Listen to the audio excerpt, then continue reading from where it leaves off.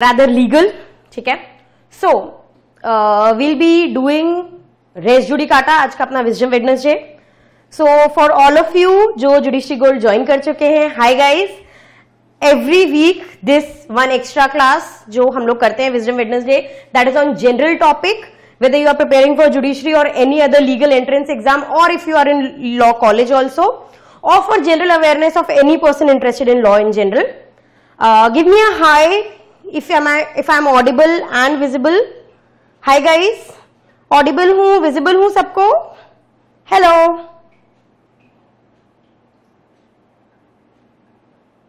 Good evening guys. Okay. Hi Shreya. Hi Lakhan. चलो. Yes, I'm audible, I'm visible.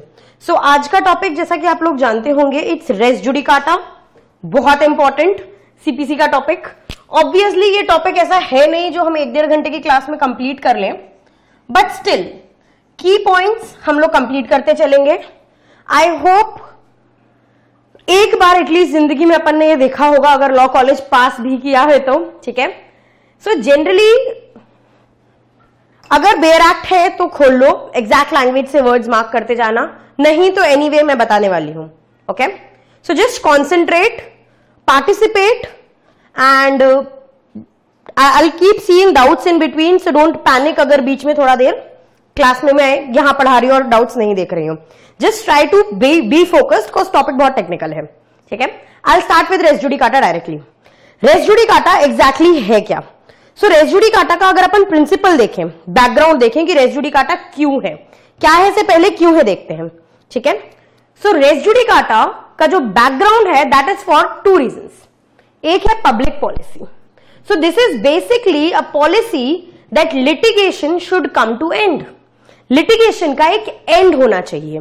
Litigation चलती नहीं रहनी चाहिए. It is in the interest of state, it is in the interest of parties कि एक certainty होनी चाहिए इंसान के पास, एक प्रिडिक्टेबिलिटी होना चाहिए कि हाँ ये है कि अगर लेट से कि ए और बी के बीच में कोई केस हुआ, ठीक है, और एक बार कोर्ट ने जजमेंट दे दिया ए के फेवर में, तो कम से कम अब ए के दिमाग में ये सर्टेनिटी होनी चाहिए कि बार बार ये चेंज नहीं होगा. ये नहीं होगा कि 3 साल बाद वापस कोर्ट उठा के जजमेंट चेंज कर दे. So for the purpose of certainty and for the purpose of ending the litigation in the interest of state in general, because अगर लिटिगेशन का कोई एंड नहीं होगा तो ये एक तरीके से गवर्नमेंट के लिए, कोर्ट्स के लिए भी बहुत बर्डनिंग हो जाएगा कि सेम इश्यू पे तुम बार बार कोर्ट आ जाते हो, पिछली बार ही तो मना किया था भाई, तुम वापस आ गए. So basically this is a public policy that there should be end to litigation. Also it's one of the principles of estoppel.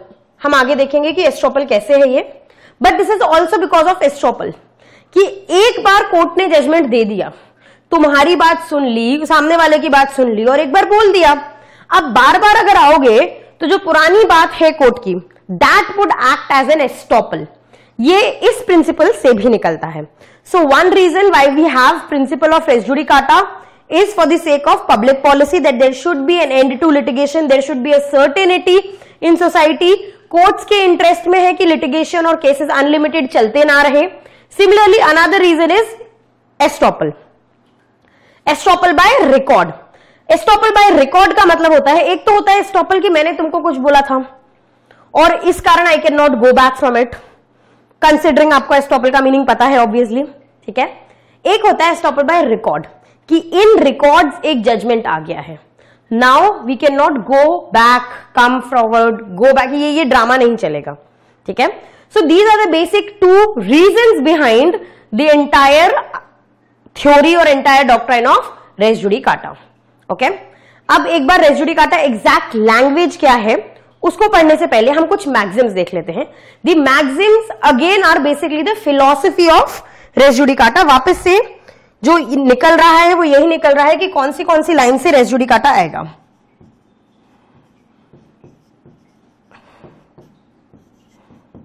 So the first maxim that we see in res judicata is nemo det bis vexari pro uno et idem. This means no person should be troubled twice for the same cause. एक ही cause पे किसी इंसान को बार बार तंग मत करो. This is one of the philosophies behind res judicata. Next is interest रिपब्लिके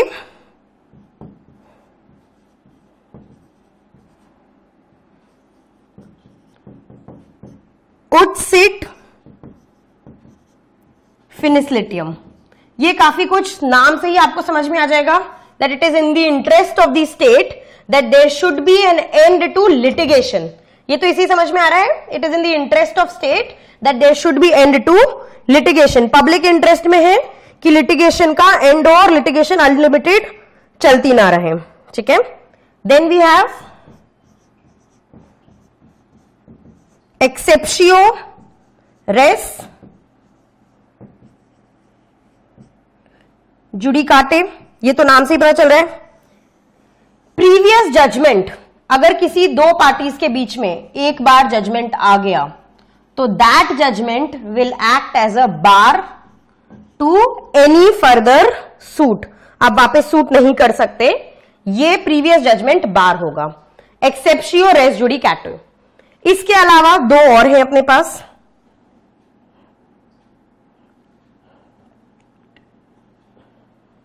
did I open wrong? No. मैं लिख इसलिए रही हूं, आई नो थोड़ा सा टाइम जा रहा है, बट मैं लिख इसलिए रही हूं ताकि ये प्रोनाउंसिएशन में आप लोगों को समझ में नहीं आएंगे.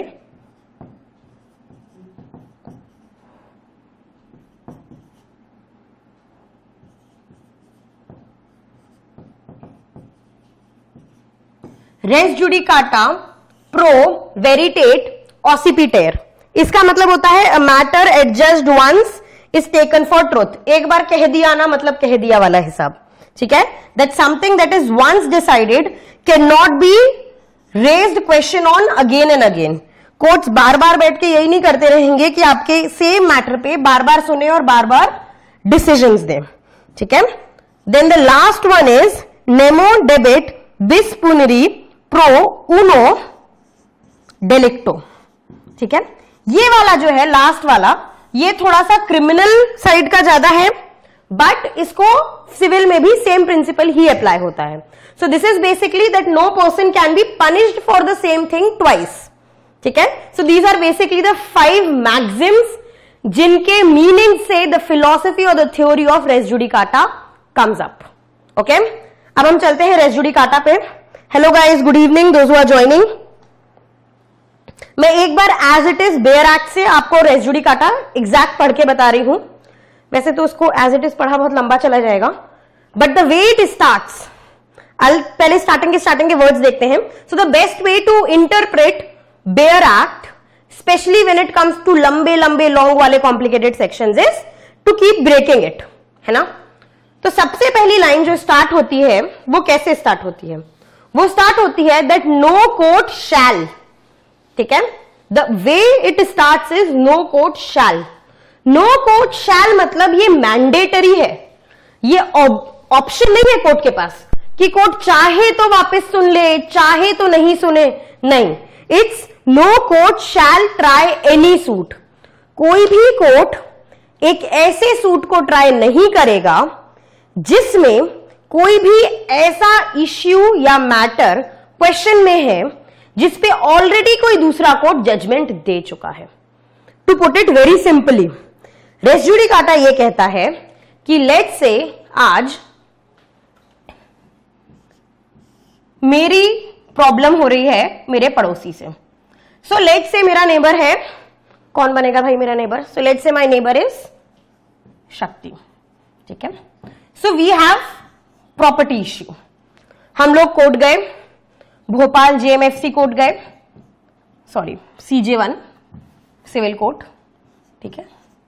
CJ1 के कोर्ट गए, सिविल जज क्लास 1, और उनने इश्यू डिसाइड कर दिया कि नहीं, ये जो प्रॉपर्टी का इश्यू है, डिस्प्यूट है आपका, ये जो लैंड का आपको बॉर्डर का इश्यू है, ये लेट्स से कोर्ट ने मेरे फेवर में डिसाइड कर दिया. 4 महीने बाद वापस शक्ति क्या कर रहा है? अब भोपाल की जगह लेट्स से इंदौर कोर्ट जा रहा है, या भोपाल में ही, लेट्स नॉट चेंज टेरिटरी, जब उसको पता चला कि अब जज बदल गए हैं. ठीक है. पहले लेट्स से कोई मिस्टर शुक्ला जज थे, अब कोई मिस्टर दुबे जज हो गए हैं।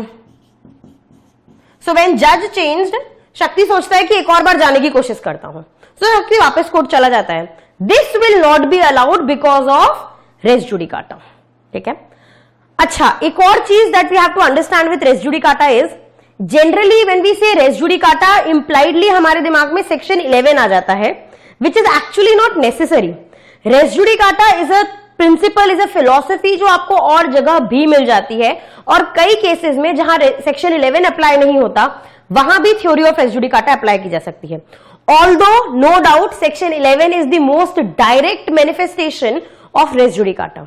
ठीक है, सबसे डायरेक्टली इस प्रिंसिपल को lay down properly res judicata का सेक्शन 11 में ही किया गया है।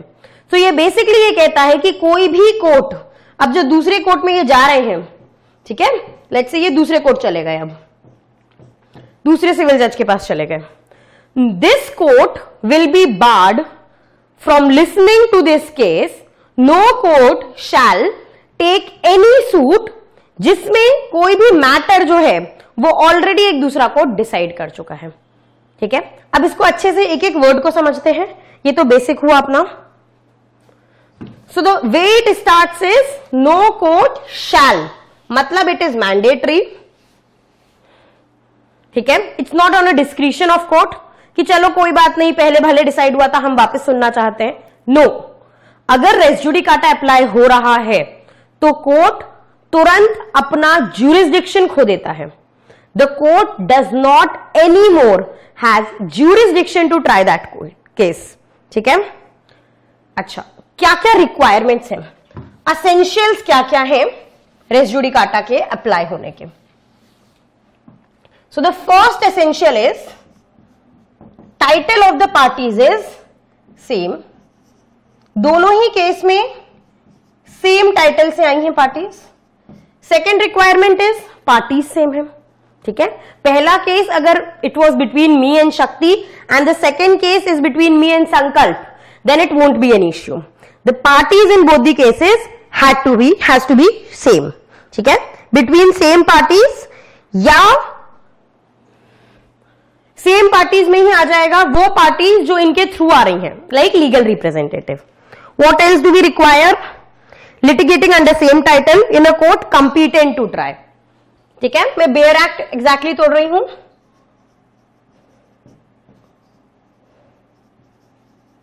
Court competent to try. Next requirement क्या है?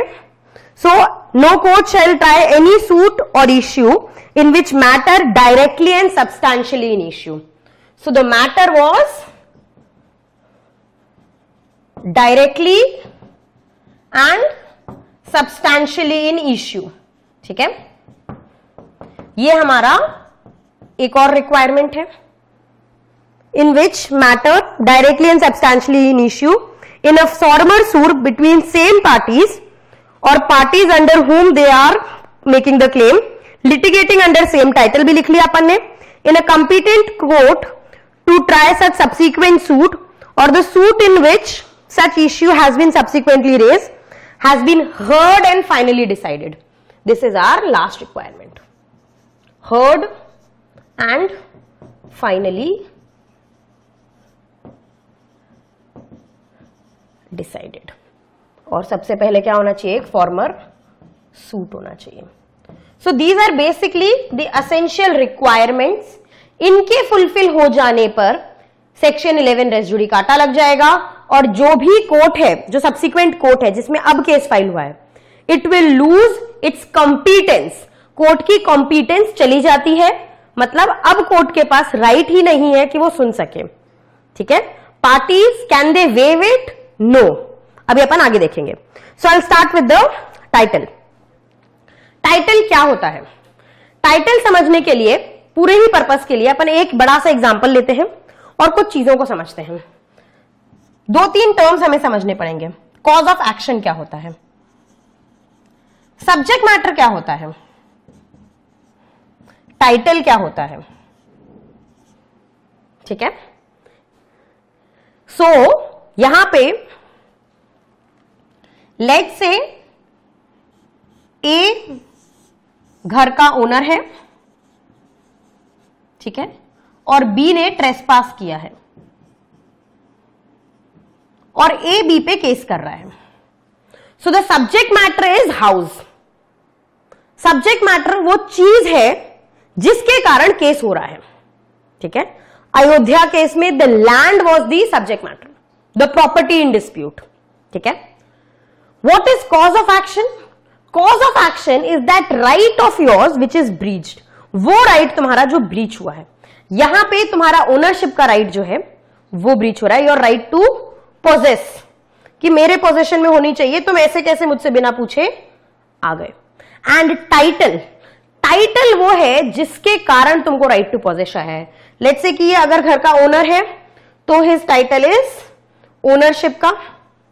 ठीक है, या if he is a tenant, tenant भी, tenant can also file a case against trespass. In that case his title would be of a tenant. Title is basically that position which you hold in law, जिसके कारण you are getting a right over the subject matter, and breaching of that right is cause of action. Understand these three things separately. बहुत अच्छे से. Title आपका वो legal position होता है जिसके कारण आपको सब्जेक्ट मैटर पे कोई हक होता है. ठीक है, और जब सब्जेक्ट मैटर पे आपका वो हक, आपका वो राइट ब्रीच होता है तब आपके पास कॉज ऑफ एक्शन आता है. Okay, I hope title, subject matter, right, ये क्लियर है. I move ahead. Same title समझने के लिए, सेम टाइटल क्या होता है? लेट्स से ए ने, so I am giving two suits here. ठीक है, understand the examples here. First suit, A ने बी पर केस किया. ए ने बी पर क्या कह के केस किया? ए ने बी पर यह कह के केस किया that this house, subject matter, is mine because, let's say I bought it. ठीक है, आई एम दी ओनर, या लेट्स से लैंडलॉर्ड. सो फर्स्ट केस इसने किया है लैंडलॉर्ड और टेनेंट का, और उसका कहना है कि जो लीज था वो कंप्लीट हो चुका है. So now he should leave. यहां पे title is landlord, cause of action is breach of the right which is कि अब घर मेरे पोजीशन में होना चाहिए. Subject matter is the house. Let's say court यहां पे कहती है कि नहीं, तुम्हारे बीच में तो कोई एग्रीमेंट ही नहीं है लैंडलॉर्ड और उसका, या टेनेंसी का एग्रीमेंट कंप्लीट नहीं हो रहा है. Some reason, let's say this case is decided and finished. अब ए दूसरा केस कर रहा है बी पे. ए बी पे जो दूसरा केस कर रहा है वो ये कह के केस कर रहा है दैट आई एम द मॉर्टगेजर. ठीक है, ही इज द मॉर्टगेजी. मैंने ये घर इसको गिरवी रखा था और अब हमारी मॉर्टगेज डीड के अकॉर्डिंग टाइम पूरा हो गया है, मैंने इसको पैसे दे दिए, he should now return it. Here the title has changed, res judicata will not apply. For res judicata to apply, it is very important that the title has to be same. यहां subject matter same है. ठीक है, जो cause of action हो रहा है, basically every time you have a title, you have a right, and every breach of right gives you a cause of action, and on every cause of action you can have a suit. So if there are two titles, two separate titles, then you do have right to file separate suits. ठीक है? The issue is when you file same cases over and over again from same title. तुम्हारा title same नहीं होना चाहिए. ठीक है, for example first time मैंने case किया आप पे कि मेरी प्रॉपर्टी है, मुझे दो, आपने मुझे बेची थी last month. So here my title is buyer, your title is seller. ठीक है, नेक्स्ट ये केस डिसमिस हो गया, कोर्ट ने कहा कोई सील डीड नहीं है. मैंने कहा ठीक है, मैंने दूसरा केस किया. अब मैंने क्या केस किया कि ये प्रॉपर्टी मेरी है, देखो मेरे पापा की थी, उनने मुझे विल में देके गए हैं. So now my title is not coming from the sale deed, it is coming from the will. So the title has changed. ठीक है, if the title changes then res judicata will not apply. Res judicata applies only when there is same title, ठीक है, okay. But there is a trick here. हम सबको पता होगा constructive res judicata, अगर पढ़ रहे हैं अपन थोड़ा बहुत खुद से तो, है ना। What is constructive res judicata? Constructive res judicata का मतलब होता है, बेसिकली कंस्ट्रक्टिव का मतलब ये होता है इंप्लाइड। अपन कई बार पोजीशन में देखते हैं that one thing is actual position, you actually have, like I actually am in my house और not, I am currently not in my house, मैं स्टूडियो में हूं, ठीक है, but I have the keys of my house, so it is in constructive position of me. इसको constructive position कहते हैं जहां इंप्लाइडली आपकी पोजीशन मानी जाती है। Similarly constructive res judicata means although directly res judicata हुआ नहीं है, लेकिन हो सकता था और आपको अवेयरनेस है और आपने उसको जानबूझकर रहने दिया, that would be constructive res judicata. For example, यहां पे जो मैंने दूसरा केस बनाया था, ठीक है, मॉर्टगेजर मॉर्टगेजी वाला, in this case res judicata will not apply, क्योंकि जब पहला केस लैंडलॉर्ड ने फाइल किया था, इट वॉज नॉट पॉसिबल कि वो उसी केस में ये इश्यू रेस करता। हमको बेसिकली ये देखना है कि क्या तुमने जो पहला सूट किया था उसमें तुम साथ ही में ये वाला पॉइंट रेस कर सकते थे कि नहीं, क्योंकि अगर कर सकते थे तो भाई क्यों टाइम वेस्ट कर रहे हो, पहले ही रेस कर देते ना। और अगर तुमने पहले रेस नहीं किया तो अब तुमको रेस करने का हक नहीं है, ठीक है। In this example, as a landlord, when he was seeking his title, at the same time, he could not have sought mortgager-mortgagee relationship since they will be in conflict. ये दो टाइटल्स आपस में conflict में हैं कि भाई तू mortgager है कि landlord है, एक स्टैंड ले, ठीक है। They are basically opposite to each other. तो ये कंस्ट्रक्टिव रेस जुडिकाटा यहां अप्लाई नहीं होगा, तो इस पे तो रेस जुडिकाटा अप्लाई ही नहीं होगा। लेकिन लेट्स से इनने जो सेकेंड सूट फाइल किया, थर्ड सूट फाइल किया, लेट्स से वो सूट तो इस पे रेस जुडिकाटा अपना नहीं लग रहा because it is different title. Next case ये फाइल करते हैं भाई साहब that I am a buyer, जो मैंने भी आपको एग्जांपल दिया था, and you are the seller. इस केस में इनका जो टाइटल है वो बाइंग के कारण निकल रहा है, बट टाइटल ओनरशिप का है। Understand the thing here, the title is ownership, here also the title is ownership,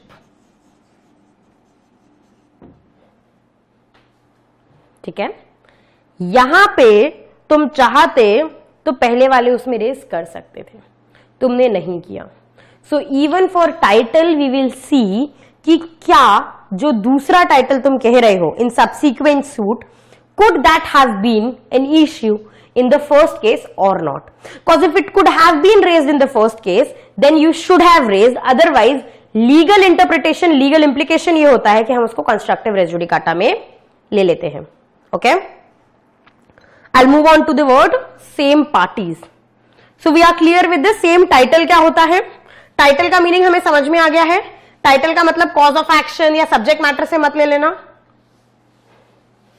next we'll come to same parties. Same parties क्या होता है? कहने को तो बहुत ही सिंपल सा वर्ड है सेम पार्टीज, मतलब और क्या, मैं और शक्ति है तो अगली बार अगर मैं और संकल्प है तो none of anybody's business, res judicata नहीं लगेगा। But it is not that simple. Let's say कि मैंने पहली बार केस किया था शक्ति पे, ठीक है। नेक्स्ट टाइम लेट्स से शक्ति सेल्स द प्रॉपर्टी टू संकल्प। पिछली बार मैंने केस शक्ति पे किया था, अब मुझ पे संकल्प केस करा। So this case was won by me, this is the former suit, इसको आई वोन। 5 साल बाद जब प्रॉपर्टी बिक गई तो अब संकल्प मुझ पे केस कर रहा है second suit, and he is saying that res judicata will not apply because we are not the same parties, but we have to see whether it is continuation of that party. Basically the word here to be seen is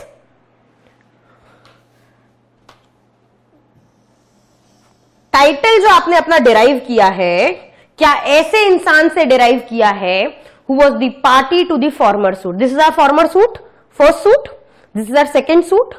subsequent suit. Subsequent suit में जो parties हैं, they could be a new person who buys the property, they could be legal representative. भाई शक्ति के बच्चे हो गए हैं, है ना. So let's say if a property dispute has been settled between me and an ex person, 20 years from now our children cannot fight about it again. It's once settled and settled for all. बार बार आप court नहीं आ सकते रोते हुए कि नहीं नहीं नहीं हमको तो वापस, उनके बीच में हुआ था, हम तो डिफरेंट पार्टी हैं. If you are deriving your title from same party which was in conflict in the first suit, तो आप आ जाओगे सेम पार्टी में. ठीक है, आपका टाइटल उन्हीं पार्टीज से डिराइव हो रहा है जो पहले सूट में पार्टीज थी. दैट वुड बी, यहां पे रेस जुडिकाटा अप्लाई हो जाएगा. पर अगेन यहां पे भी थोड़ा सा अपने को और ट्रिक समझना है. क्या trick? So we know what is a proforma defendant. I hope proforma defendant क्या होता है पता है? So proforma defendant is basically a defendant जिसको होना प्लेंटिफ था लेकिन भाई प्लेंटिफ होने को तैयार नहीं था, इसलिए जबरदस्ती डिफेंडेंट बना दिया हमने ताकि बाद में कोई प्रॉब्लम ना आए. एग्जाम्पल, ये मेरा घर है, ठीक है, किसी और बच्चे का नाम लू, है ना. सो लेट्स से यहां श्रेया रहती है एंड यहां निकिता रहती है. मैंने अपने घर की बाउंड्री धीरे धीरे धीरे धीरे बढ़ा के इन दोनों के घरों पे कब्जा कर लिया है. तो मैम हूं, क्या बोलेंगे, गलत फायदा उठाओ, है ना. तो यहां पे श्रेया मुझ पे केस करना चाहती है लेकिन निकिता नहीं करना चाहती. निकिता का लग रहा है कि यार ठीक है, इतना सी तो बात है, क्यों कौन व्यवहार बिगाड़े, रहने दो, क्या फर्क पड़ता है, मैं तो घर एनीवे बेचने वाली हूं, whatever the reason be. So correct तरीके से case should be filed on me by Shreya and Nikita. But Nikita is not ready to become a plaintiff. आपको प्लेंटिफ बनना है तो पैसे देने पड़ेंगे, कोर्ट फीस वगैरह देनी पड़ेगी, झंझट पालना पड़ेगा. तो यहां पे श्रेया क्या करेगी सही तरीके से? Shreya will file a case against me and Nikita. Here Nikita will become proforma defendant. हम निकिता पे भी केस इसीलिए कर रहे हैं ताकि बाद में ये ना हो कि श्रेया और मेरे बीच में डिस्प्यूट सेटल हो गया, बाद में निकिता आ रही है that I was a important plaintiff, non joinder हो गया and the case should cancel. CPC अपन पढ़ रहे होंगे तो अपन नॉन जॉइंडर ऑफ पार्टीज पढ़ते हैं. So there should not be a non joinder of parties, इसीलिए प्रोफॉर्मा डिफेंडेंट बना दिया जाता है. ठीक है. So in this case plaintiff Shreya है, मैं डिफेंडेंट हूं एंड निकिता है प्रोफॉर्मा डिफेंडेंट. लेट्स से हमारे बीच में सूट चला. So this is our first suit. First suit में कोर्ट ने श्रेया के फेवर में जजमेंट दे दिया. जब जजमेंट श्रेया के फेवर में आ गया तब निकिता को लगा अरे यार ये तो बढ़िया है, श्रेया को 2 लाख कंपनसेशन भी मिल गया, अब तो मैं भी केस करना चाहती हूं. Let's say now Nikita wants to file a case on me. ठीक है. तो क्या हम यहां पे रेस जुडिकाटा लगा पाएंगे कि नहीं लगा पाएंगे? क्योंकि सही तरीके से फर्स्ट केस में, सही तरीके से फर्स्ट सूट में भी निकिता वॉज अ पार्टी, है ना. तो क्या इन पे केस लगेगा कि नहीं लगेगा? बताओ बताओ, टेल. इन पे रेस जुडिकाटा नहीं लगेगा. ठीक है.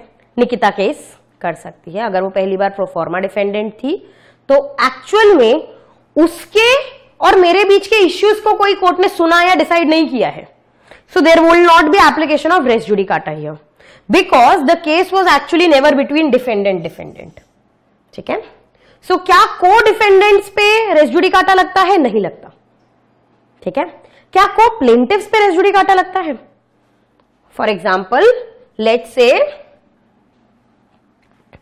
इसी केस को मिटा के बताती हूं. लेट्स से श्रेया एंड निकिता ने मिलके मुझ पे केस किया था. अब मेरा केस तो डिसाइड हो गया, बाद में ये दोनों आपस में लड़ने लगे. ठीक है. तो ऐसे केस में रेस जुडिकाटा लगता है क्योंकि जब भी प्लेंटिफ में लड़ाई होती है ना, तो केस के ड्यूरेशन में ही हम लोग वन ऑफ द प्लेंटिफ को ट्रांसपोज कर देते हैं. The plaintiff is transposed to the side of defendant. ठीक है. सो सेम पार्टीज में क्या क्या देखेंगे अपन, सेम पार्टीज में वो पार्टीज तो आएंगे ही जो पिछली बार सूट में थी, वो भी आएंगी जिनने इवेंचुअली अपना टाइटल उन पार्टीज से डिराइव किया हुआ initially in the suit.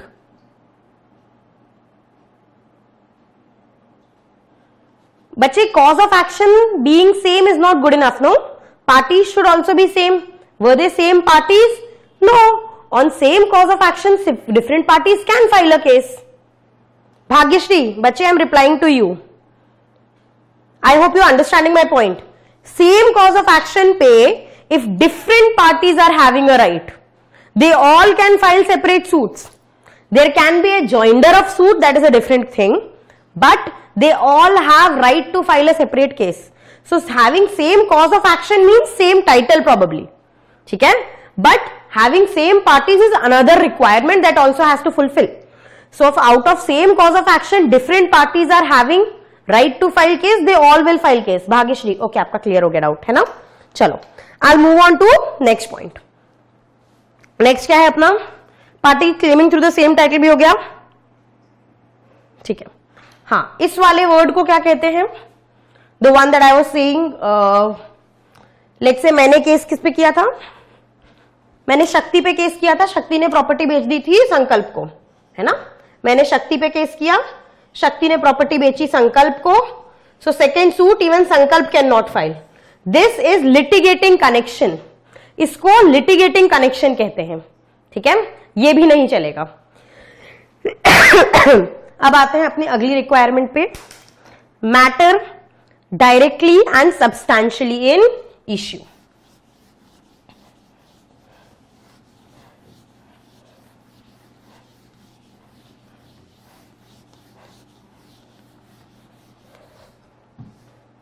Matter directly and substantially in issue. Matter directly and substantially in issue क्या होता है, दो प्रकार के मैटर्स इन इश्यू होते हैं, ठीक है। पहला तो मैटर, कैसे वापस से केस बनाते हैं अपन, वही एग्जांपल रखते हैं, ठीक है, मेरे बीच में और श्रेया के बीच में केस है। अब हमारे बीच में दो इश्यूज हैं, एक तो ये मैं कह रही हूं कि यार श्रेया ने मुझे घर बेच चुकी है, सो द सेल डीड, ठीक है, that is one main issue. दूसरा इश्यू, लेट्स से मैं ये भी कह रही हूं कि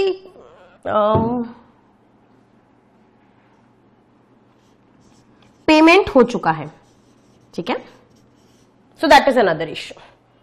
श्रेया कह रही है सेल डीड भी नहीं है और आज तक कोई पेमेंट भी नहीं किया, और मैं कह रही हूं सेल डीड भी है और पेमेंट भी हो चुका है, ठीक है। सो इश्यूज जो होते हैं वो दो प्रकार के होते हैं केस में। कुछ इश्यूज वो होते हैं जो डायरेक्टली एंड सब्सटैंशियली इंपॉर्टेंट होते हैं, और कुछ होते हैं जो कोलैटरल एंड इंसिडेंटल होते हैं। बेसिकली इनके डिसाइड होने ना होने से हमारे केस पे मेजर फर्क नहीं पड़ता। जैसे इस इश्यू के वक्त ही कुछ और डिसाइड हो जाए कोर्ट में कि यार जो घर है जिसकी हम डिस्प्यूट कर रहे हैं वो तो अभी शक्ति के पोजीशन में है, और कोर्ट कहते कि नहीं नहीं शक्ति गलत तरीके से पोजेस करके बैठा है। Now this is something that is not important for our case. Court ने साइड में बोल दिया, बहुत अच्छी बात है। For example we have a lot of obiter dictas, है ना, कुछ होते हैं रेशियो डेसिडेंडाइज, कुछ होते हैं ऑर्बिटर डिक्टर्स। ऐसे ही there are certain issues which are incidental to our case, they are collateral कि साइड बाय साइड चल रहे हैं, इसी मैटर से कनेक्टेड है तो कोर्ट ने बोल दिया, but the main dispute, the main subject matter और मेन जो कॉज ऑफ एक्शन है वो उन इश्यूज से नहीं निकल रहा। सो द जो इश्यूज का हमें यहां देखो, can you please explain constructive res judicata again, अभी आगे आ जाएगा, तन्वी वापस आएगा रेस जुडिकाटा, डोंट वरी, ठीक है, ओके। सो मैटर जो directly and substantially in issue है वो अगर एक बार डिसाइड हो गए, guys everyone is okay with Hindi English right, और should I go more in English और हिंदी और समथिंग, टेल मी दैट। ऐसा तो नहीं कि हिंदी ज्यादा हो रही है इंग्लिश ज्यादा हो रही है, समथिंग लाइक दैट, मिक्स, ठीक है ना। So the thing is that if I start going exactly in English, it will be mostly in the Barak language. And I feel that would be pretty futile. वो सुन के क्या करोगे, है ना? कोई तो कुछ तो बोलो। Is the me going bilingual okay?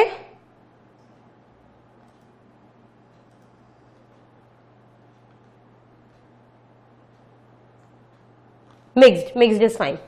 Okay okay okay okay, चलो। So matter substantially and directly in issue. So what we have to see here, यहां पे वापस से कंस्ट्रक्टिव रेस जुडिकाटा आ जाएगा। जो matters directly and substantially in issue है, ठीक है, जैसे ये दो मैटर्स हमारे directly and substantially in issue है। जब मैंने पहली बार श्रेया पे केस किया तो मैंने कहा कि भाई ये प्रॉपर्टी जो है वो मेरी है, मुझे दे दो। और श्रेया ने कहा कि सेल डीड थी ही नहीं। कहां है सेल डीड, बताओ। मैंने किसी तरह करके सेल डीड ले आई और कोर्ट में प्रूफ कर दिया। लेट्स से ये वाला इश्यू नहीं था अभी, ठीक है। मैंने सेल डीड ले आई और कोर्ट में प्रूफ कर दिया। So the first suit between me and Shreya has been decided in my favour. अब श्रेया क्या कर रही है? श्रेया बदमाशी कर रही है। श्रेया दूसरा सूट फाइल कर रही है। क्या कह के? सो श्रेया ने दूसरा सूट फाइल किया। ये वाला सूट श्रेया ने फाइल किया किस टॉपिक पे? कि पेमेंट ही नहीं हुआ। जब पहले सूट में ये इश्यू उठ सकता था, बेसिकली अगर कोई भी issue which is important for deciding the matter, there could be two scenarios. One, where Shreya actually raised that issue in the first case. If Shreya raised that issue in the first case, तब तो कोई problem ही नहीं है, res judicata लग चुका है, because court has decided that issue. If Shreya did not raise that issue in the first case, और Shreya बदमाशी कर रही है, that now she is filing another case for this issue, तो यहां पे we cannot allow that, because let's say मेरे और श्रेया के बीच में कोई केस में 5 इश्यूज हैं, तो श्रेया क्या कर सकती है? श्रेया तंग करने के लिए फर्स्ट इश्यू पे एक केस करेगी। चल रहा है केस 10 साल, डिसाइड हुआ, फिर दूसरे इश्यू पे केस कर दिया, फिर केस चल रहा है, फिर डिसाइड, फिर तीसरे इश्यू पे केस कर दिया। This can not be allowed, ठीक है। So any issue that is of substantial importance, that is directly an issue in the case, should be raised in the former suit itself, ठीक है। अगर तुमने farmer suit में वो issue नहीं raise किया, जबकि तुम कर सकते थे, ठीक है, ऑब्वियसली तुमको पता है ना कि जब सेल डीड की बात चल रही है तो पेमेंट का इश्यू भी बोल दो भाई। But if you do not raise it, हम लीगली उसको डीम कर लेते हैं that you raised it. This is constructive res judicata, ठीक है। If a certain issue could have been raised, which is a matter of direct and substantial concern for our issues, but it was not raised, then legally we imply it to be raised and there is a constructive res judicata applied. मतलब अगर पहले case में श्रेया ने issue नहीं raise किया तो अब वो सेकंड केस नहीं फाइल कर सकती इश्यू रेज करने के लिए। You either raise it at the first go और you do not get chance to raise it again and again, ठीक है। For understanding this better you can read explanation 3 and 4 of section 11। Section 11 का जो explanation 3 and 4 है वो इसी के बारे में बता रहा है कि कैसे हम डीम कर लेंगे that you raised the issue even if you did not, because you knew that you could have raised. तो ये बदमाशी नहीं चलेगी, ठीक है। Now this is constructive res judicata. Basically ये जितने मैं एक्सेप्शंस बीच बीच में बता रही हूं ना, आपको ये एक एक एक्सप्लेनेशन में दिए हैं। आज की क्लास के डिस्कशन के बाद sit and read section 11, you will understand it properly. अभी तक लगता था समझ में आता है, आज के बाद समझ में आ जाएगा। Okay, next one thing that we have to understand with res judicata is that it does not apply to relief, ठीक है। मतलब जो ऑर्डर 2 रूल 2 है that is kind of an exception here. Directly बोल के नहीं that order 2 rule 2 is an exception to res judicata, but it becomes that way because res judicata does not apply to relief. अगर मैंने पहला case file किया था श्रेया के against and I was seeking a particular relief, I can file another case seeking another relief, that is allowed. So order 2 rule 2, ठीक है, that is अगर different relief हो रही हैं, सॉरी या if reliefs are changed in both the cases then res judicata will not apply. Okay, ये constructive res judicata का difference है.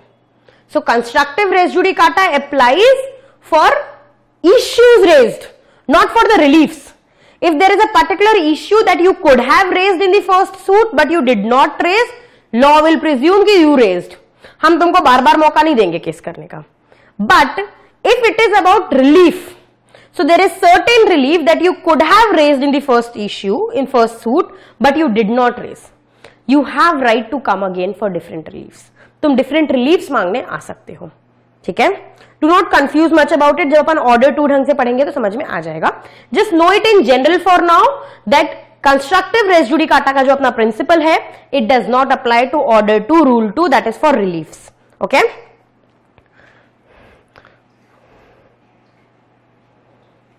आई guess yes we will go to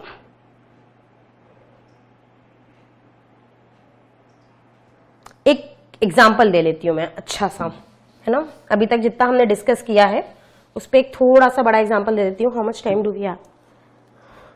we have थोड़ा सा टाइम, है ना. Okay, so let's say A ने case किया. So understand this example ध्यान से.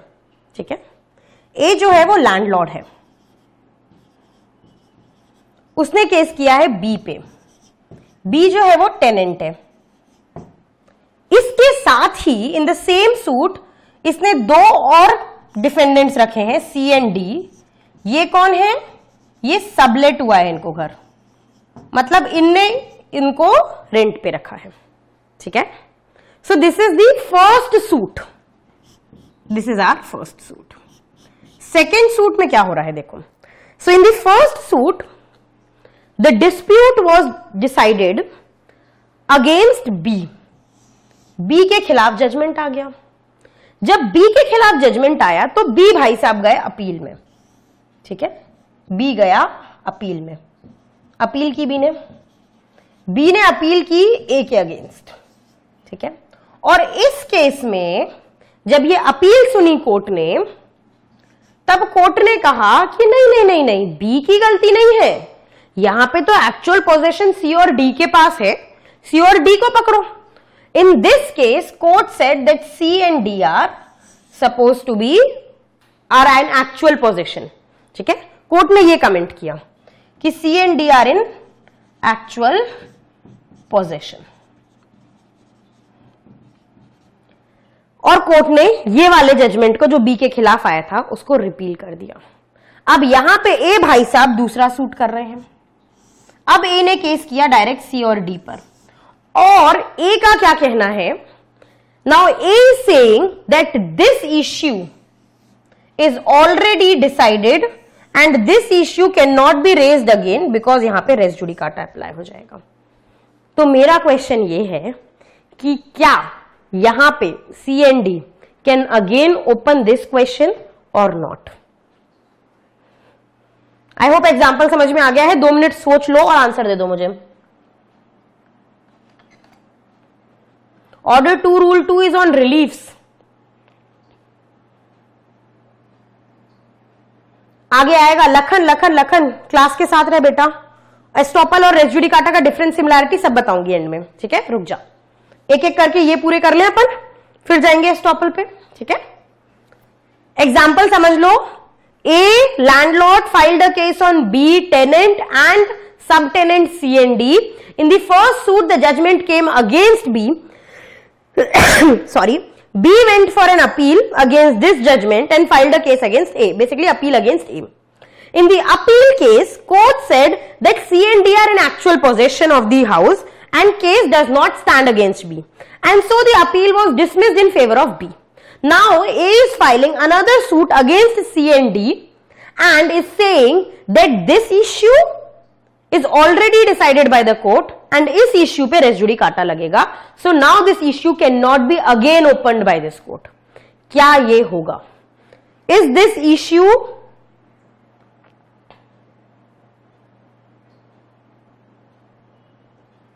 टाइटल डिराइव्ड है बी से, तो फिर रेस जुडिकाटा लग जाना चाहिए।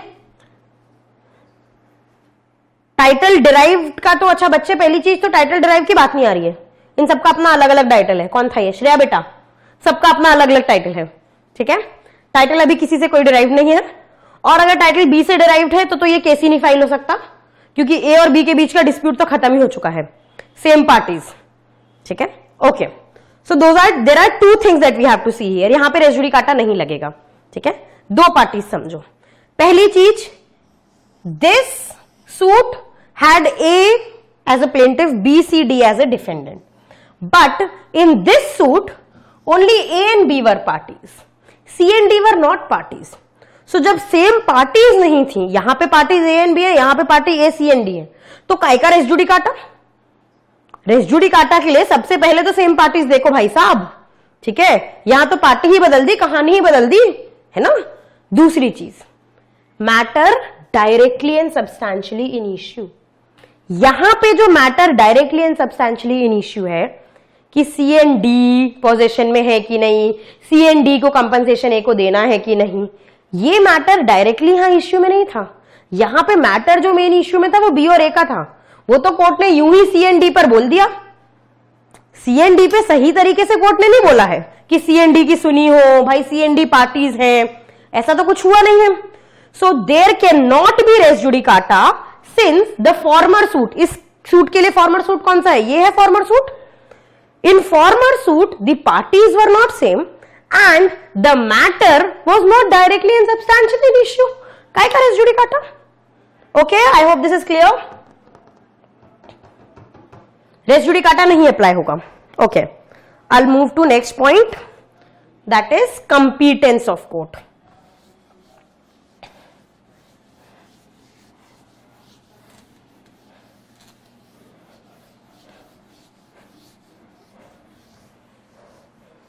नेक्स्ट पॉइंट इज कोर्ट का कंपीटेंस, ठीक है। कोर्ट का कंपीटेंस कैसा है? सो कोर्ट का कंपीटेंस चला जाएगा, मतलब जो मैंने लाइन स्टार्टिंग में बोली थी, that no court shall try. एक बार अगर रेस जुडिकाटा हो गया, वापस बोल रही हूं, तो कोर्ट का कंपीटेंस चला जाता है। लेकिन इसके लिए ये रिक्वायरमेंट है कि जो पहला कोर्ट था जिसने फर्स्ट सूट डिसाइड किया था मेरे और लेट्स से लखन के बीच में, ठीक है।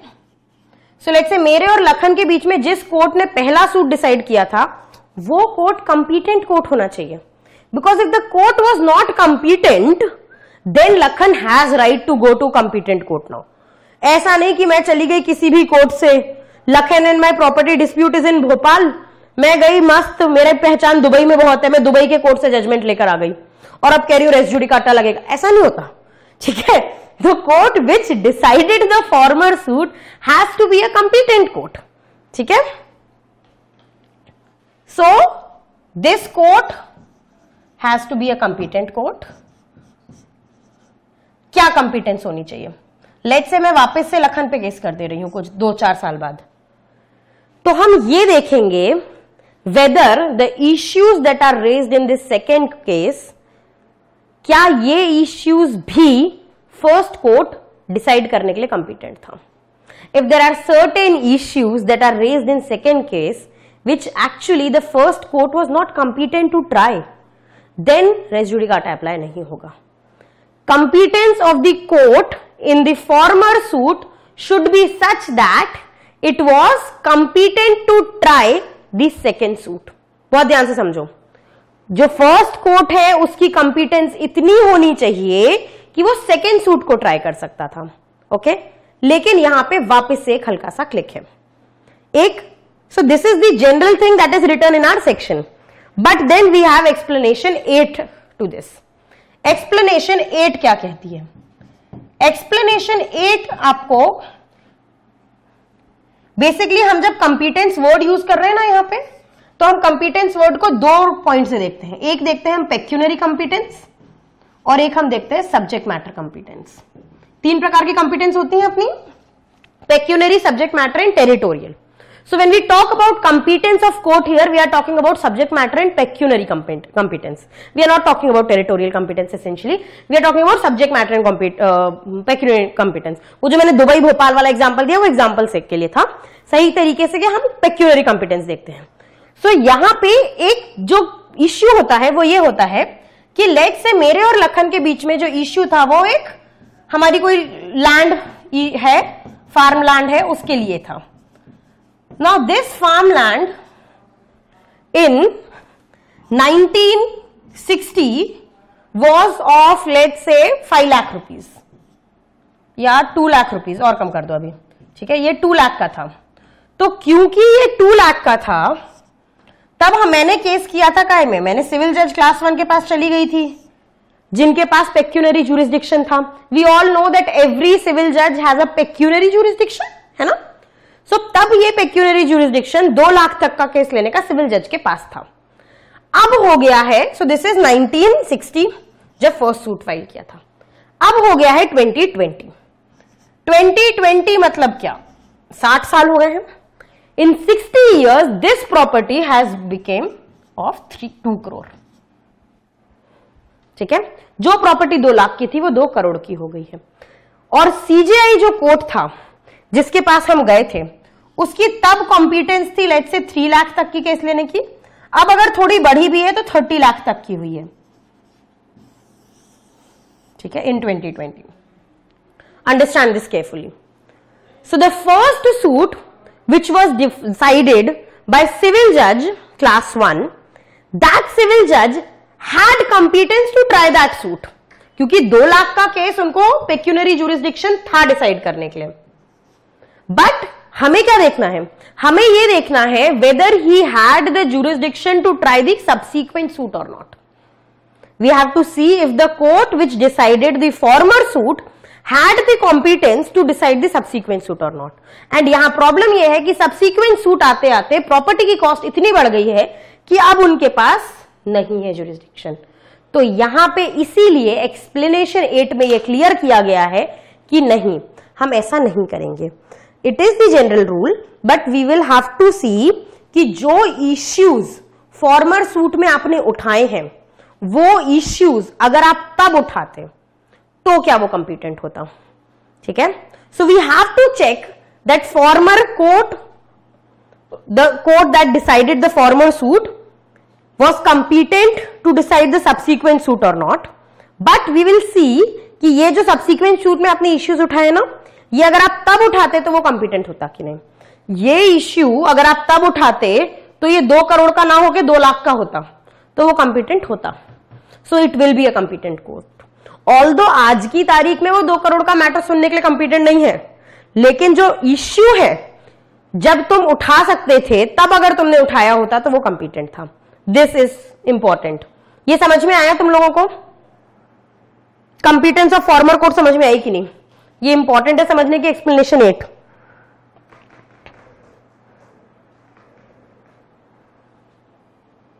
ठीक है, we check the competence of court that decided the former suit on the date on which it decided the suit. ठीक है, जल्दी से यस भेज दो यार, 2-4. आगे बढ़ूं मैं, अभी बहुत कुछ पकाना है तुम लोगों को. और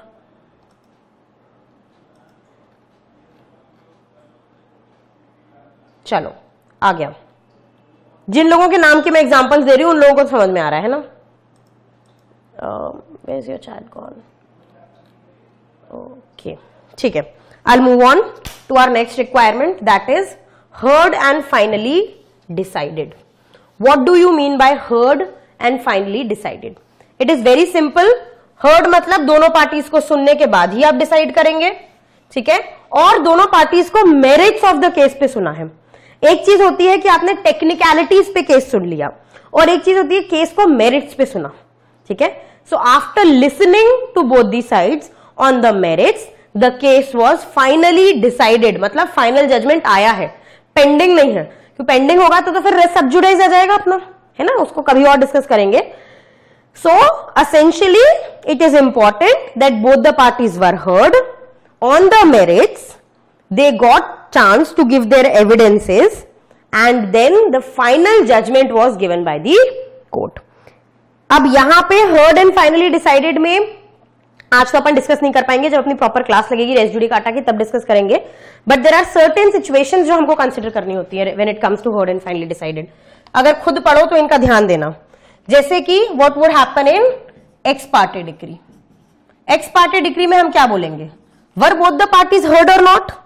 फिर दूसरा सिचुएशन जो हमको देखना होता है कि what if suit gets abated, suit abate हो जाता है, what would happen in that case, क्या हम उसको हर्ड एंड फाइनली डिसाइडेड मानेंगे.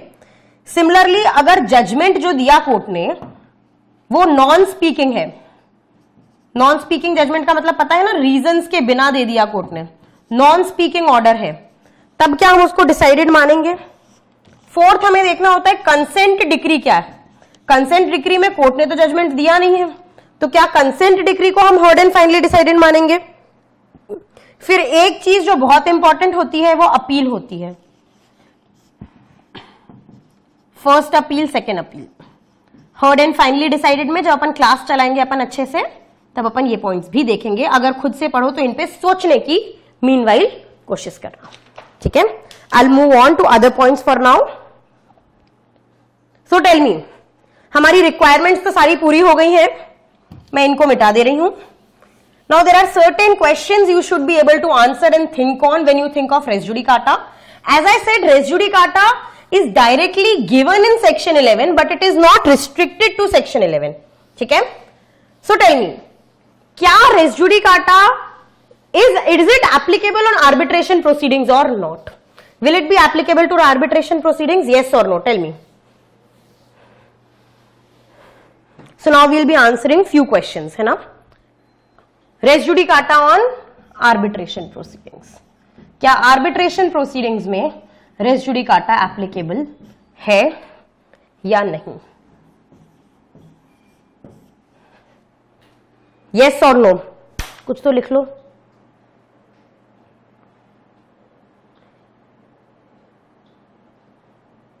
चिरायु एट द एंड बताती हूं अब मैं आपको. ठीक है, क्लास का फ्लो टूट जाएगा बच्चे, डाउट्स मैं अब बचे हुए आपके आखिरी में लेती हूं. ठीक है, चलो. सो रेस जुडिकाटा एप्लीकेबल है कि नहीं. सो यहां पे सेक्शन 11 एप्लीकेबल नहीं होगा. ठीक है, सेक्शन 11 एप्लीकेबल नहीं होगा. रेस जुडिकाटा की जो थ्योरी या प्रिंसिपल है वो कोर्ट चाहे तो अपने आप में अप्लाई कर सकता है, वो ओपन एंडेड है कोर्ट के लिए, because as a general rule res judicata की जो फिलॉसफी है that is applicable everywhere. But section 11 नहीं होगा because section 11 talks about suits. ठीक है, section 11 talks about suits. Next, क्या रेस जुडिकाटा अपील्स में अप्लाई होगा. This is a very important and very critical question to understand. इसका बहुत important case है. इनफैक्ट अगर इस केस को पढ़ के समझ लिया तो रेस जुडिकाटा डन है फॉर एवर, है ना. करेंगे कभी अच्छे से discuss.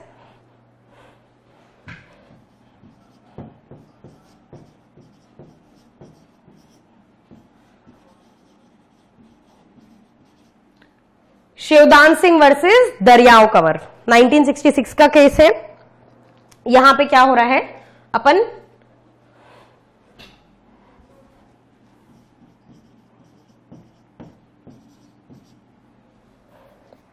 So, case is filed. S&D में यूं ही लिख रही हूं. These are not the actual parties. Actual parties बहुत सारी थी यहां पे, सिर्फ समझाने के लिए दे रही हूं. I am not telling you the facts of this case. It will get very complicated. We cannot possibly understand it in less than half an hour. ठीक है.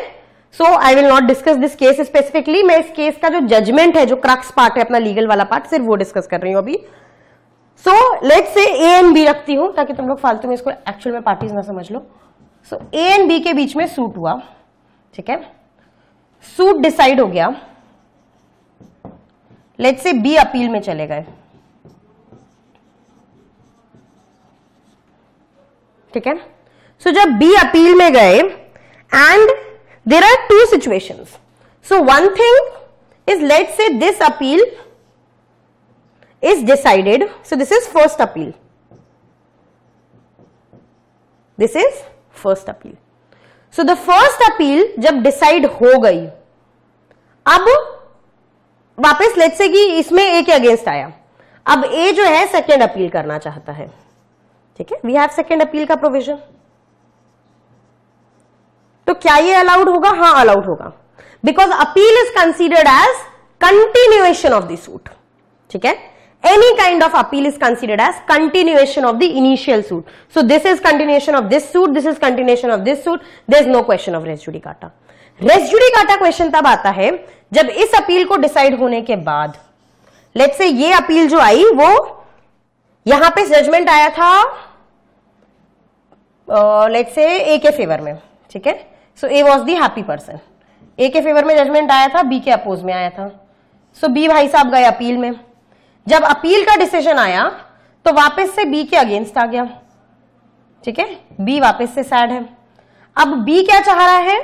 बी वापस से इस जजमेंट पे फर्स्ट अपील करना चाह रहा है, ठीक है। So B wants to file another first appeal. क्या ये अलाउड है या नहीं? सवाल ये है। In this case for the first time court clarified and said that appeal पे भी res judicata लगेगा। See, the word used in section 11 is in any suit, but हम appeal को भी suit मानेंगे। So if once the first appeal has been decided and given judgment on, you cannot again file a first appeal on the suit। तुम second appeal file कर लो चलेगा भाई, लेकिन क्या फर्स्ट अपील के लिए बार बार आते रहोगे? पर्पस तो हमारा वही डिफीट हो जाएगा ना, तुम बार बार फर्स्ट अपील खेलते रहना, ठीक है। सो अपील के केस में भी रेस जुडिकाटा अप्लाई हो जाएगा।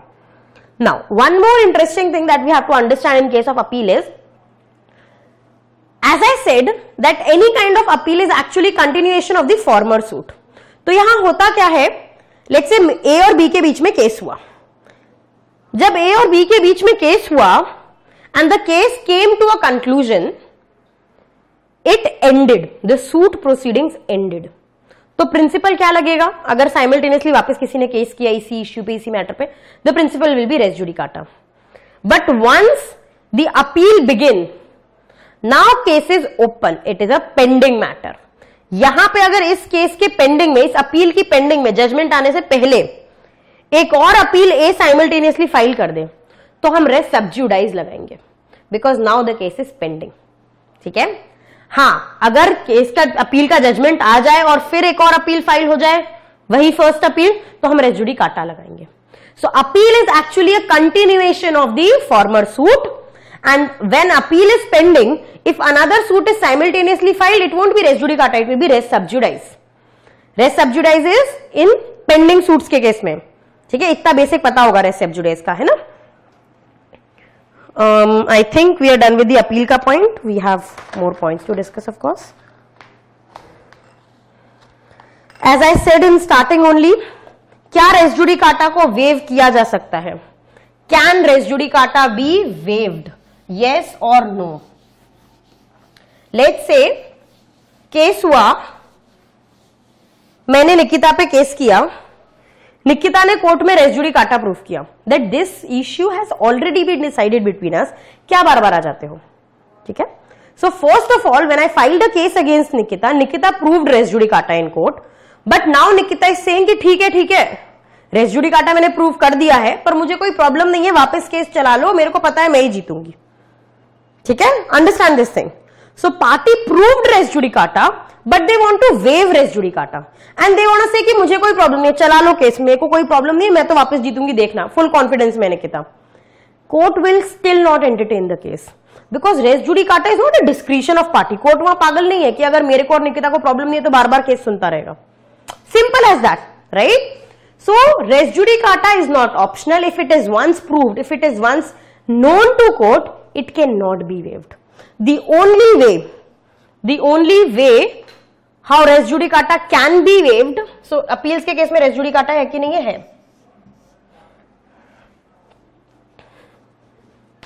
ठीक है। So the only way res judicata can be waived is by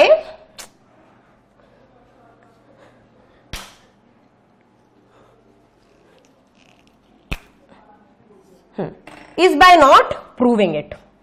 अगर निकिता चुपचाप रहे और पूछे ही नहीं, बोले ही नहीं रादर कि रेस जुडिकाटा अप्लाई हो रहा है, और चुप रहे और केस को चलने दे, मतलब लेट्स से मेरे और निकिता के बीच में फर्स्ट सूट हुआ था, ठीक है, फर्स्ट सूट में जजमेंट निकिता के फेवर में आ गया, मैं उदास हो गई, ठीक है, तो मैंने सेकंड सूट किया। जब मैंने सेकंड सूट किया तो दो चीजें पॉसिबल है। एक तो निकिता ने तुरंत बोला कि रेस जुडिकाटा नहीं नहीं नहीं चलेगा, सेकंड सूट कैसे कर रहे हो। इस केस में अगर निकिता ने ये कह दिया कि रेस जुडिकाटा, तो फिर वो उसको वेव नहीं कर सकती, फिर कोर्ट रेस जुडिकाटा लगाएगा और कोर्ट अब इस केस को नहीं सुनेगा। दूसरा ऑप्शन है निकिता के पास कि Nikita will not raise the issue of res judicata, वो बोले ही नहीं कि रेस जुडिकाटा है, वो चुपचाप चलने दे केस को, ये सोच के कि अरे मेरे को पता है मैं ही जीत रही हूं। लेकिन यहां पे लेट्स से निकिता के साथ खेल हो गया, सेकेंड सूट में जजमेंट निकिता के खिलाफ आ गया। अब निकिता अपील में जाएगी और अपील में बोलेगी कि रेस जुडिकाटा लगा हुआ था, तो क्या वो ऐसा कर सकती है? नहीं। इस केस में रेस जुडिकाटा वेव्ड माना जाएगा, ठीक है। If you did not raise the issue of res judicata, you can not subsequently raise it. अब ये वाला जो डिसीजन है ना, इसको भुगतो, simple as that. So this decision that came which was now against Nikita will be final, okay. So actually res judicata cannot be waived by a party if they raise it, but if they do not raise it, then they waive the right to raise res judicata and they cannot eventually after the decision of court raise the issue of res judicata. Next issue we have is, what if a party during the pendency of case withdraws from court? ठीक है, अगर वो case withdraw कर रही है तो क्या res judicata लग जाएगा? क्या वो सब्सीक्वेंट सूट नहीं फाइल कर सकती? विड्रॉल। सो विड्रॉल के केस में हम लोग बहुत प्रोविजंस देखेंगे आगे कि विड्रॉल ना परमिशन ऑफ कोर्ट से होता है, कोर्ट से परमिशन लेके कई बार पार्टीज केस विड्रॉ करती हैं, अपील में भी या सूट के वक्त भी, जब पहला केस चल रहा है तब भी करती हैं। So if case was withdrawn by court, withdrawn from court by taking the permission of this court, in that case fresh suit file हो सकता है, ठीक है। लेट्स से कुछ टेक्निकल गड़बड़ थी, हमने केस फाइल किया लेकिन पेपर इनकम्प्लीट थे, डुप्लीकेट्स नहीं फाइल कर पाए, कुछ भी कारण से हमको आगे लगा, हमने विड्रॉ कर लिया कोर्ट से परमिशन लेके। ऐसे में कोर्ट हमें परमिशन देता है कि हम फ्रेश सूट फाइल कर लें या फ्रेश अपील फाइल कर लें, तो यहां पे रेस जुडिकाटा नहीं लगता है। लेकिन इसका यह मतलब नहीं है कि तुम बिना परमिशन के कभी भी विड्रॉ करोगे और कुछ दिन बाद केस लगा दोगे, नहीं। If the withdrawal was done properly in accordance with law by taking the permission of the court, then fresh suit can be filed and res judicata will not apply, okay. Representative suits में res judicata apply होगा कि नहीं? Representative suits मतलब क्या होता है कि पूरी क्लास को ही प्रॉब्लम है कि एक दिन मैं आई क्लास में और मतलब कुछ पढ़ा नहीं रही हूं, या let's say we as a judiciary gold के प्रोग्राम में रोज सीपीसी की क्लास लगती है, मैं आती हूँ क्लास में यहां वहां की बात करती हूँ कि पता है आज ऐसा हुआ आज वैसा हुआ। ऑफलाइन हो तुम लोग, sorry you're online, you're not sitting in the class to protest, right? At most you will write comments. What else can you do at most? Log out कर लोगे और क्या कर लोगे, ठीक है। So you entire class is now त्रस्त हो गए, 2-3 times हुआ, 4 बार हुआ, यार कब तक, मतलब मैम है तो बोलना तो पड़ेगा ना। So let's say you file a case as a class. अब क्लास में पूरे ने मिलके केस किया है, 100 बच्चे हो तो सबके सब थोड़ी ना रोज रोज कोर्ट आओगे, सबके सब थोड़ी ना ध्यान रखोगे। So let's say Sankalp is already a practicing lawyer and Sankalp files a case against me representing all of you. So if the case is decided once and Sankalp won, ठीक है, संकल्प खुश मैं दुखी, तो अब मैं ये नहीं कर सकती, या लेट्स से संकल्प दुखी मैं खुश, ज्यादा आसान होगा एग्जांपल में अपने। सो लेट्स से संकल्प के अगेंस्ट जजमेंट आ गया और मेरे फेवर में जजमेंट आ गया, कोर्ट ने कहा कि नहीं नहीं वो पढ़ा रही थी, हम लोगों ने वीडियो दिखा दी है, लेट्स से संकल्प भी छुट्टी मार रहा था, मैं तो पढ़ा रही थी। Now in this case later on ये नहीं हो सकता है कि निकिता केस कर दे अब मुझ पे, बिकॉज संकल्प ने ये जो केस किया था वो सबको रिप्रेजेंट करते हुए किया था, सेम पार्टीज में आ जाओगे, ठीक है। So res judicata will apply in the case of representative suits. PIL and writs के केस में होगा कि नहीं? पीआईएल एंड रिट्स के केस में रेस जुडिकाटा अप्लाई नहीं होता है, सेक्शन 11 में जनरल थ्योरी अप्लाई होती है, ठीक है। Then we also have a case here, forward construction company versus Prabhat Mandal case, काफी लैंडमार्क केस है, ये भी सुना होगा। इसमें कोर्ट ने कहा था कि पीआईएल के केस में, रिट के केस में वैसे तो the general rule is res judicata does not apply, sorry res judicata applies, however habeas corpus में रेस जुडिकाटा अप्लाई नहीं होगा, ठीक है। हेबियस कॉर्पस में कोई रेस जुडिकाटा नहीं होगा। ये नहीं कि एक बार मुझे ले जाके इलीगल डिटेंशन में डाल दिया था और हमने केस कर लिया था और जजमेंट आ गया था, तो अब तुम वापस से डालोगे तो वापस से केस नहीं होगा। क्यों नहीं होगा भाई? हेबियस कॉर्पस है, हेबियस कॉर्पस पे क्या रेस जुडिकाटा, पीआईएल में रेस जुडिकाटा लगते हैं, रिट में लगते हैं, हेबियस कॉर्पस पे नहीं लगता, ठीक है। क्या रेस जुडिकाटा एग्जीक्यूशन प्रोसीडिंग्स पे लगता है? हियर वी हैव एक्सप्लेनेशन 7, ठीक है, सेक्शन 11 एक्सप्लेनेशन 7 ये बात करता है एग्जीक्यूशन प्रोसीडिंग्स की।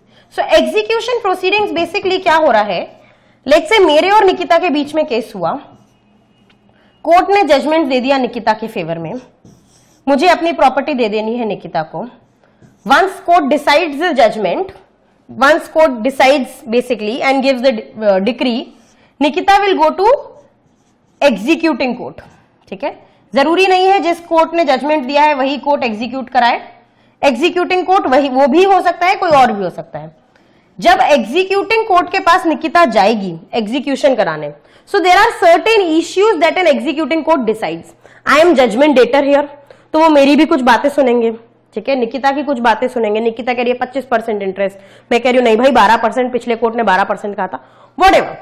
सो there are certain questions that executing court decides.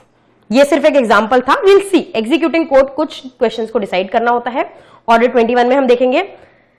So executing court ने अगर एक बार वो इश्यूज को डिसाइड कर दिया, तो ये नहीं हो सकता कि अब मैं वापस से एग्जीक्यूटिंग कोर्ट में वापस से एक और केस लगा दूं और बोलूं ये तो एग्जीक्यूशन वाला पॉइंट है, सूट नहीं है। So res judicata even applies on execution of the decrees, okay. Next, does res judicata apply on the same suit? अब ये ध्यान से समझना, क्या रेस जुडिकाटा सेम सूट में अप्लाई होगा? मतलब दो सूट नहीं फाइल हो रहे हैं, एक ही सूट में मैं बार बार वही वही इश्यू उठा रही हूं, ठीक है। लेट्स से वापस से मेरे और निकिता के बीच में केस हुआ है और हमने 4 इश्यूज उठाए हैं, ओके। कोर्ट ने अभी इन इश्यूज पे तो नहीं, इस इश्यू पे लेट्स से मेरे खिलाफ दे दिया है जजमेंट और निकिता के फेवर में दे दिया है जजमेंट। थोड़े टाइम बाद, लेट्स से अभी ये जनवरी था, अगस्त आया, मैंने वापस से यही वाले इश्यू पे कोर्ट में केस, यही केस चल रहा है अभी, ठीक है। It's 1 suit only, there is no 2 suit, same suit है। इसी सूट में मैंने वापस 4th इश्यू उठा दिया, तो क्या यहां पे रेस जुडिकाटा लगेगा? आई होप एग्जाम्पल समझ में आ रहा है। क्या रेस जुडिकाटा यहां पे लगेगा? Case name Bhagyashree forward construction company versus Prabhat Mandal.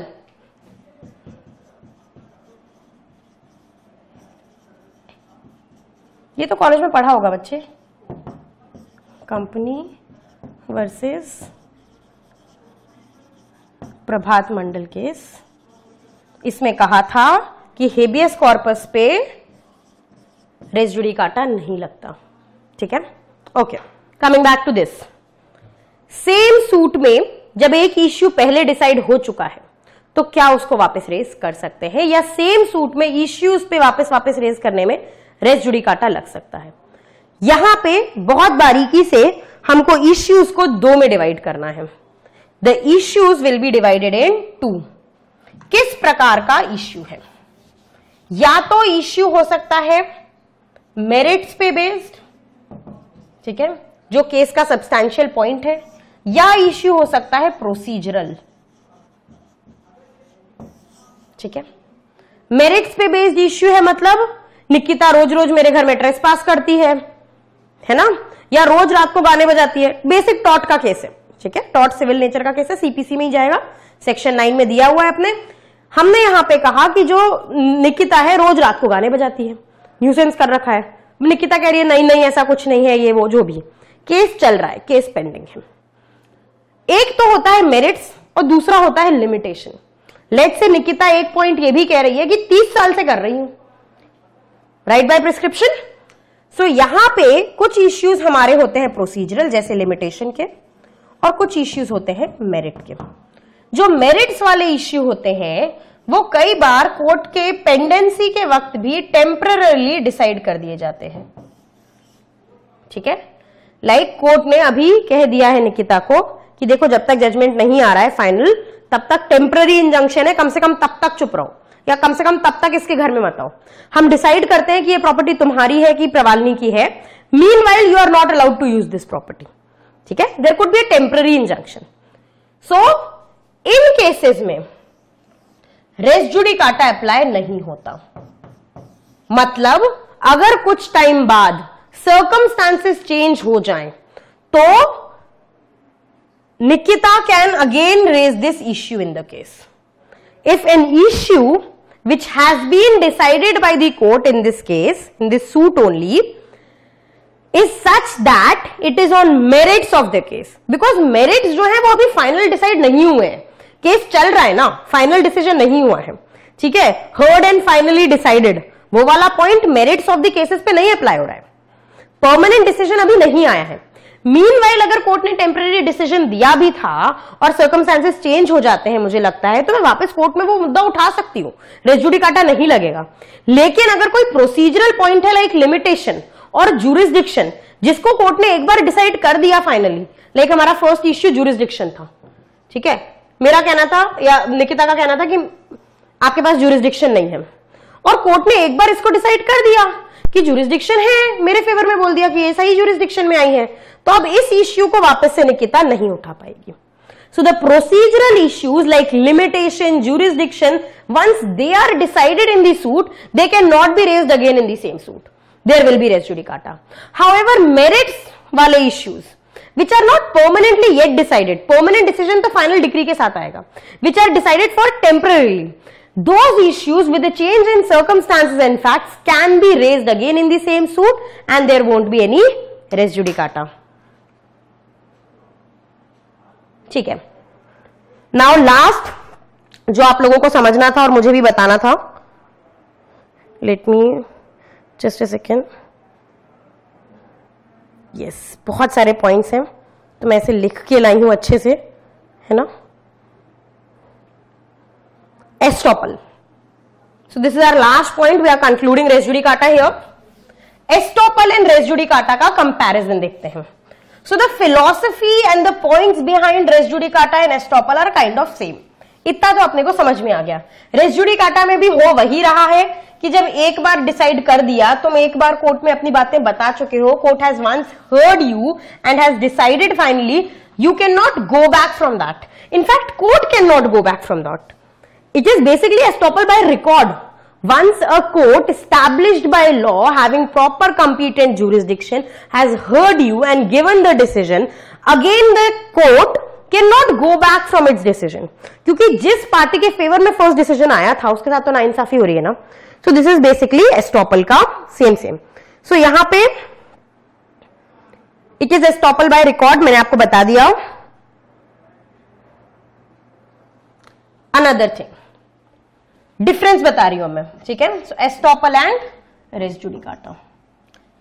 Estoppel is a rule of evidence, ये आप एविडेंस लॉ में देखेंगे, ठीक है, सेक्शन 115, 118, 115 से 118।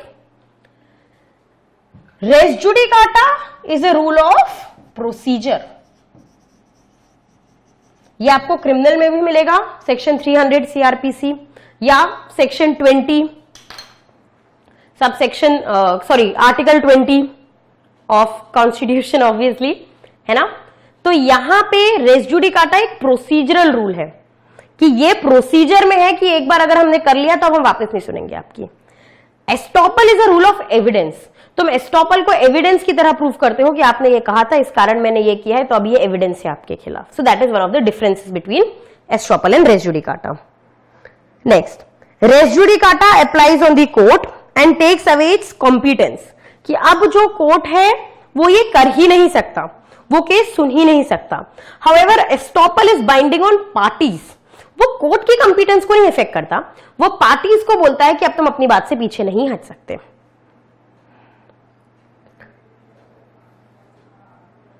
ठीक है, रेस जुडिकाटा मैंने बता दिया, ये पॉइंट भी आपको। रेस जुडिकाटा बेस्ड किस पे होता है? Res judicata is based on public policy. ठीक है, this is based on equity and justice. जो इनकी बैकग्राउंड की फिलॉसफी है वो थोड़ी डिफरेंट है। Okay,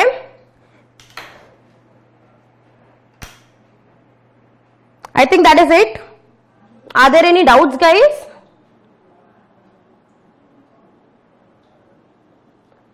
race judicata no Lakhan.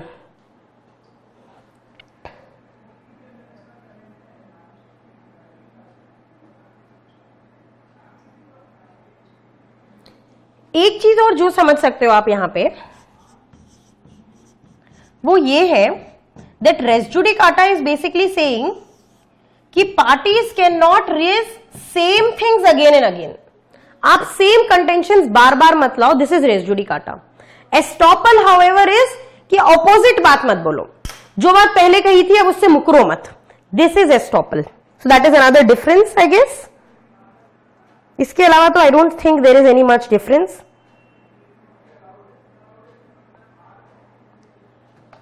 I guess there are no doubts left. अच्छा, तन्वी बता रही हूं। ओके, एक और, हाँ, एक और जो पॉइंट मुझे याद आया है वो ये है, res judicata binds both the party. मेरे और निकिता के केस में I can not file a case against Nikita again, Nikita can also not file a case against me. Res judicata में जिस पर्सन ने बोला होता है, जिस पर्सन ने, सॉरी एस्टॉपल में जिस पर्सन ने बोला होता है या जिस पर्सन ने किया होता है, दैट पर्सन इज एस्टॉप्ड। ठीक है, okay. So Tanvi, your doubt is basically res judicata and Chirayu, your doubt is competency of former court. Tanvi का doubt is constructive res judicata. Constructive res judicata is very simple to understand. उसको ऐसे समझो that any issue, whether it is title related issue or a matter which is in substantial question, which is a substantial issue, कोई भी issue जो आप farmer suit में उठा सकते थे और आपने नहीं उठाया, कोई भी बात जो आप फॉर्मर सूट में बोल सकते थे और आपने नहीं बोला, कि आप फॉर्मर सूट में ये बोल सकते थे ना कि मेरा टाइटल सेल डीड से निकल रहा है और अगर सेल डीड नहीं भी है तो भी मेरे पापा की प्रॉपर्टी थी, मेरे को विल से आई है। ठीक है, या कोई भी इश्यू जो आप फॉर्मर सूट में बोल सकते थे कि सेल डीड तो वैलिड ही नहीं है और साथ साथ इसने आज तक पैसा भी नहीं दिया। तो कोई भी दो इश्यूज जो आप एक साथ फॉर्मर सूट में उठा सकते थे और आपने नहीं उठाए, तो अब आप उनको बाद में नहीं उठा सकते। हम कंस्ट्रक्टिव रेस जुडिकाटा मानेंगे, मतलब हम इंप्लाइडली ये सोचेंगे कि आपने उन इश्यूज को उठा चुके हो, क्योंकि आपकी गलती, आपने क्यों नहीं उठाया। ठीक है, this is constructive res judicata. Okay, and competence of former court.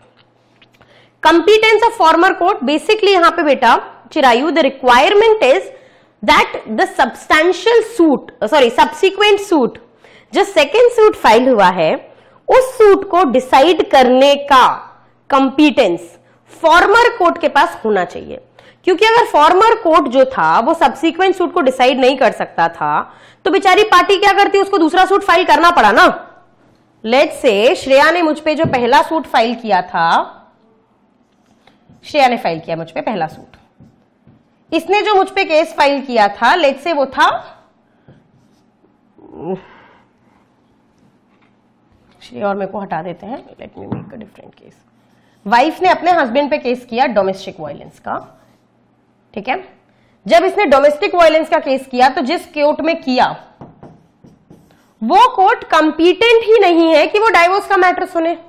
Let's say criminal court है, ठीक है, डोमेस्टिक वायलेंस का केस तुमने कर दिया है आईपीसी में या समथिंग, तो अब यहां पे ये दूसरा केस कर रही है, ये केस है जेएमएफसी के पास। ठीक है। दूसरा केस ये कर रही है फॉर डाइवर्स। अब यहां पे हस्बैंड ये नहीं कह पाएगा कि रेस जुडिकाटा ऑलरेडी एक केस चल रहा है और वो भी क्रुएलिटी पर ही है, यहां पे भी तुम क्रुएलिटी का ही पॉइंट लेकर आ गई। नहीं, द फॉर्मर कोर्ट जो फर्स्ट सूट में है, that court is not competent to decide the subsequent suit.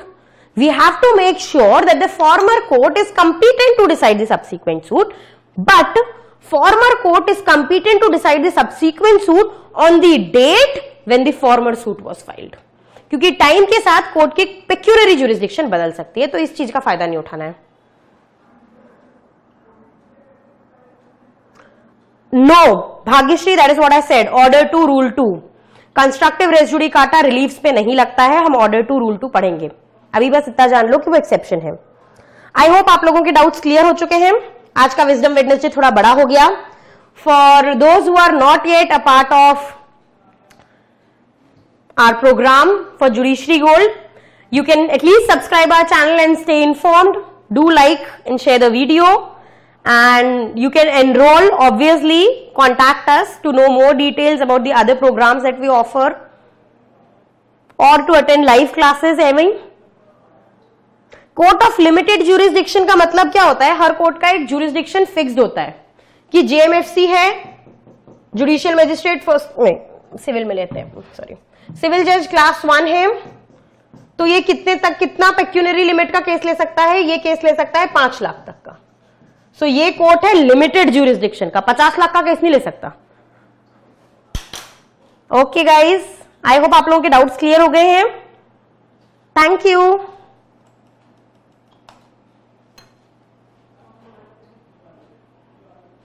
चलो बाय गाइज।